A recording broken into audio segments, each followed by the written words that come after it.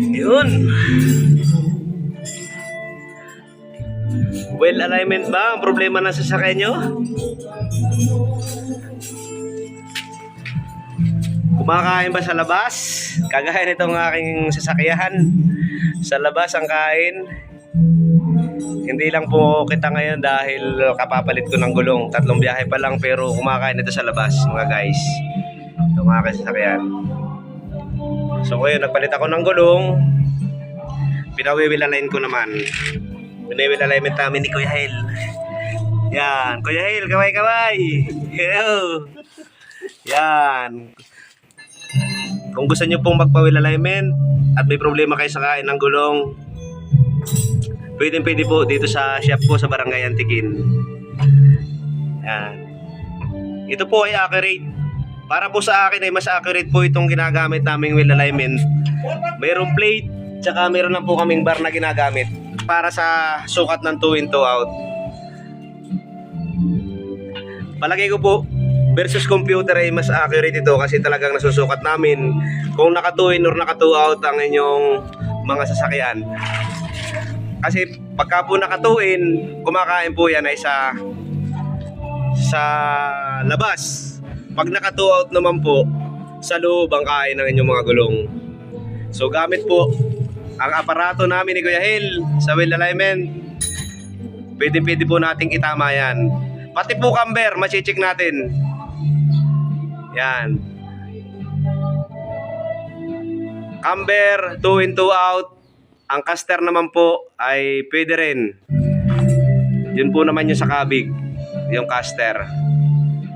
So, pwede po kayong pumunta dito sa Barangay Antiquin sa halagang 800 pesos ay makakapagpa-wheel align na kayo. Wheel alignment. Lalong-lalo na kung bago ang inyong mga gulong, kung kumakain ng gulong tapos magpapalit kayo ng bago. Mas maganda po ay may tama po natin ang alignment. Kasi yan po ang ating mga pangilalim ay nakaka-wear and tear. So,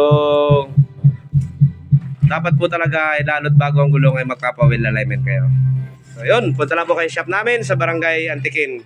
Hanapin nyo lang po ako, Arnel Alcaide at si Kuya Hale. Rowanto. Consyal po yan dito sa Barangay Antiquin. So ito po ang gamit ni Kuya Hale sa pag-align. Kanina Kuya Hale ay nakatuin. Kaya kumakain sa labas yung gulong ko. Ibig sabihin, gamit yung kanyang panukat. Ito, ina-adjust mo na Kuya Hale yan ngayon, ano? Na-adjust na. Kasi kanina, pag sinukat niya dito sa bandang una, di pantay siya. Pag nung nilagay sa likod, ay mas malaki yung clearance doon sa likod. So, ibig sabihin, nakatuin. So, ngayon, in-adjust na ni Kuya Hale yan. Ito na ang Yan ang kalalabsan. Dapat pantay siya. Dito sa harap, gamit yung bar na yan. Yan. Pantay dapat yan. Yan. Dito, tsaka doon sa kabila. Makakita nyo. Yan. Kung ano sukat diyan, dapat sa likod ganun din.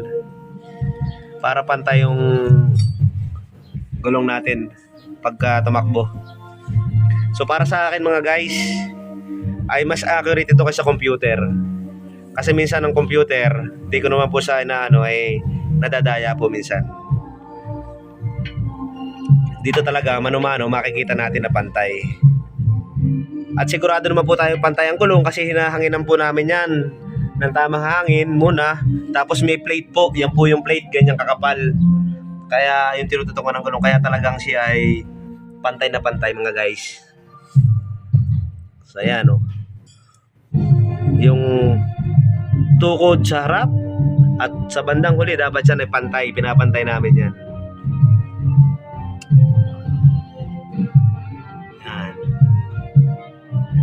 So, benepisyo na naka-wheel alignment, mas matipid tayo sa gulong, mas matagal bago tayo magpalit ng gulong. Kasi kung isa lang side ang kakainin, nako po, ilang biyahe lang mga guys, lalo na dito sa Infanta Quezon, Corbada, Daan, napakabilis maputpud ng gulong. So yun, na-adjust na ni Kuya Hale, pantay na.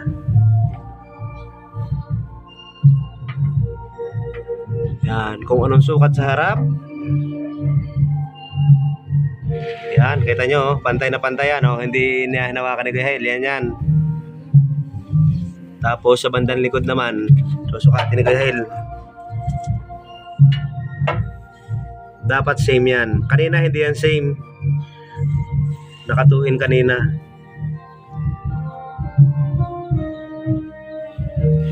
Likod. Ayun. Kaunti pa? Okay na ito. Para mapatuog naman masyado. Oo. Dapat Ayun, oh. So, kanina po talaga ang laki ng clearance niya sa likod. So, ngayon, ang adjustan ni Kuya Hale ng tie rod. Ayan na. Same na siya. Parehas na siyang kung anong sukat sa likod. Yan. nasabi siya. Ganun lang po ang proseso ng pag-align namin ni Kuya Hale. At para sa inyong kaalaman, ito pong si Kuya Hale, Rowan to, ay yan po ay wheel aligner sa ibang bansa, sa Saudi. Kaya ito po yung matagal na yung experience. At gusto po naming ibahagi sa inyo. Kaya kung gusto nyo pong magpa-wheel alignment, pwede po kayong dumayo sa shop namin dito sa Barangay Antiquin. Yan. Okay na, Kuya Hale. Kakatipid na tayo sa gulong.